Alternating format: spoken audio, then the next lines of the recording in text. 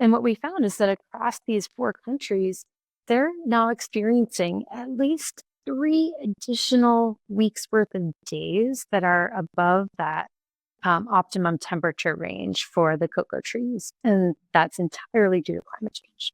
Okay, so how does that translate as far as our impact here in the US? Farmers last year that experienced a lot of heat exposure to their crops were seeing things like when it's really hot, the leaves on the cocoa trees shrivel up and they can't provide shade for the pods where the actual beans are forming.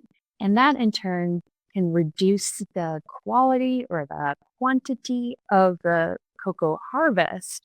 These trees like to have a fair bit of rainfall, but they like it distributed throughout the year rather than, in big bursts at certain times of year. What we saw last year was that there was really erratic rainfall in these cocoa producing regions that translated to a poor harvest and a major spike in cocoa prices. So, how do we adapt? How do we adjust to this issue? Do we stop eating chocolate or what's the solution here?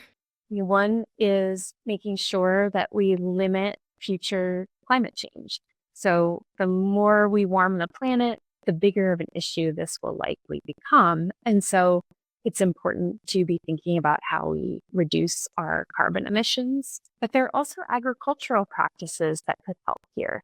So, some farmers plant shade trees, like larger shade trees, in and amongst their cocoa trees, so that even if it's very hot and sunny, those trees are shaded and kept closer to their optimum temperature range. And so, getting started on those kinds of practices now will help us 10, 20 years down the line.